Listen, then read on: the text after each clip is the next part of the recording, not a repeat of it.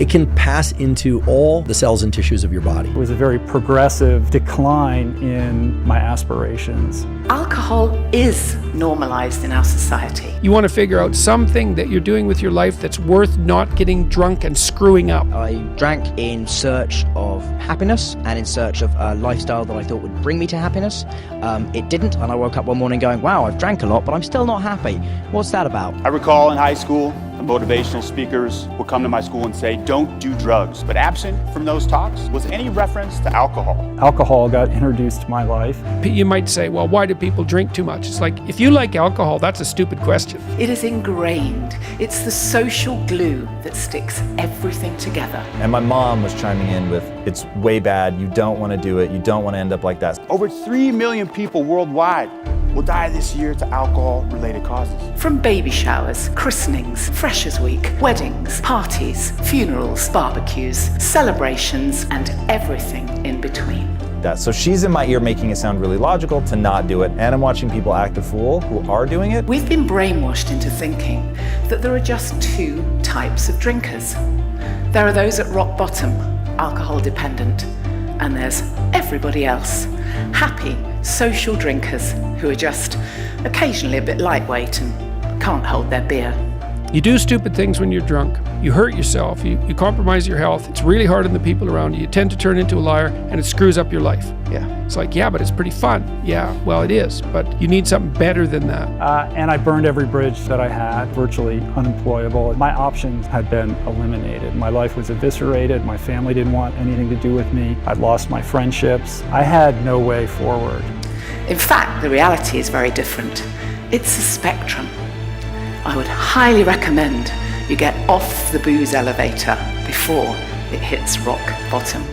Unlike a lot of substances and drugs that actually attach to the surface of cells, to receptors, alcohol actually has its own direct effects on cells because it can really just pass into those cells. And the fact that it can pass into so many organs and cells so easily is really what explains its damaging effects. Ethanol produces substantial damage to cells because when you ingest ethanol, it has to be converted into something else because it is toxic to the body. And if you thought ethanol was bad, acetaldehyde is particularly bad. Acetaldehyde is poison. It will kill cells. It damages and kills cells, and it is indiscriminate as to which cells it damages and kills. That's a problem, obviously, and the body deals with that problem by using another component of the NAD biochemical pathway to convert acetaldehyde into something called acetate. Acetate is actually something that your body can use as fuel. And that process of going from ethanol to acetaldehyde to acetate does involve the production of a toxic molecule, right? Again, acetaldehyde is really toxic. If your body can't do this conversion of ethanol to acetaldehyde to acetate fast enough, well, acetaldehyde will build up in your body and cause more damage. So it's important that your body be able to do this conversion very quickly. And the place where it does that is within the liver. And cells within the liver are very good at this conversion process.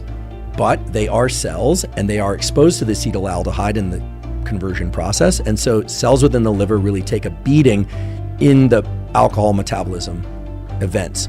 It is the poison, the acetaldehyde itself, that leads to the effect of being inebriated or drunk. I think most people don't realize that being drunk is actually a poison-induced disruption in the way that your neural circuits work. And I just continued to dig that hole deeper and deeper and deeper until one day I had that moment that you hear with people who are in recovery, that moment of clarity where I realized I just couldn't live this way any longer. My elevator had, gone down to the bottom floor. And I met my pain threshold, back to this thesis around pain. Like I had reached a point where I could no longer tolerate the pain of my current situation. And the pain associated with the fear of change was eclipsed by the pain that I was feeling in that moment. And that's what motivated me to change. I went to a treatment center where I lived for 100 days, which is a pretty long time to be in a rehab center. And I did that because I knew if I didn't get this right, that my life was done, And so I took that opportunity seriously. I recognized that despite the fact that I think I'm a smart guy, my best thinking had me literally institutionalized, and that if I couldn't get a grasp on how to live and develop some new skills and a new toolbox for how to approach my life, that I was going to end up in jail, or I was going to kill somebody else or myself. You know, now we're about a year and a half later, and my life has turned around immeasurably. It's a wonderful thing, and I say to anybody watching or listening to this that, you know, it's that there is a lot of pressure on young people not to drink necessarily, but to find happiness through going out and getting mashed, and that's fun, and you have a good time, and good luck to you. But if it doesn't work for you, and if you keep waking up going, I don't seem to be having nearly as good time as most of my friends, then, you know, then think about it. It doesn't have to be something you do, is all I'd say to people. And what's better isn't being straight and not making mistakes. It's like that's all prohibition in some sense. What's better is, no, you need an adventure, man. You need to get out there and have something to do and something worth waking up for. And that's the substitute for the addiction. Excessive drinking is considered 13 or more drinks a week.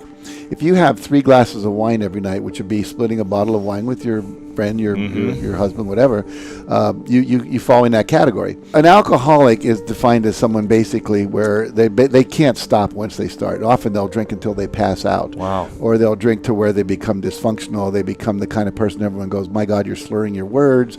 You're not safe to drive. They get DUIs. Their boss has trouble, like you need to quit coming to work hungover. But an excessive drinker is 13.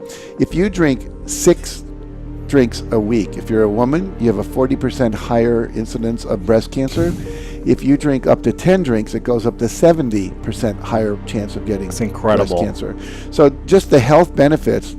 One of the things that's coming out of England is research that if you stop drinking for 30 days, just cut back, and what they're finding is people are living longer. That's clearing out their kidneys. It's arterial sclerosis is being reversed. You know, people are having all kinds of more energy. They're losing weight. Most of the things that we do that are addictions are to numb out our anxiety, to numb out our pain, to numb out the memories of trauma, to numb out our discomfort around being with people in a social situation, the fear that I won't have fun, I won't be interesting, I'm more relaxed, I'm more fun, you know, and that's the big myth, is I won't have a fun life. There's something about my mom. She has a way of like making it sound like a really bad idea. And I had a lot of aunts and uncles and second cousins and stuff that were all alcoholics, drug addicts, and watching them, I thought, ooh, that is not a good look. Some real white trashy stuff. Yeah. And so I was just like, no. And my mom was chiming in with, it's way bad, you don't want to do it, you don't want to end up like that. So she's in my ear making it sound really logical to not do it. And I'm watching people act the fool who are doing it. So I just thought, when I thought I was gonna have kids, I wanted to ask my mom, like, you were so good. Like, neither my sister or I ever got into trouble. We never did drugs. We never drank. No trouble, nothing. My sister to this day is like the most straight and narrow person you will meet. So when you tried it, what was it like for you? Alcohol made me feel like I was suppressing the urge to dance on the table. It is awesome, and I love it the most. I just don't let myself do it because it's not congruent with wanting to live forever. There's just too many downsides, but that shit is fun. So like, I get how people get in trouble. I just don't have an addictive personality. So for me, it was easy to be like, yeah, this is fun, but I can weigh it against the disadvantages, and there are way too many.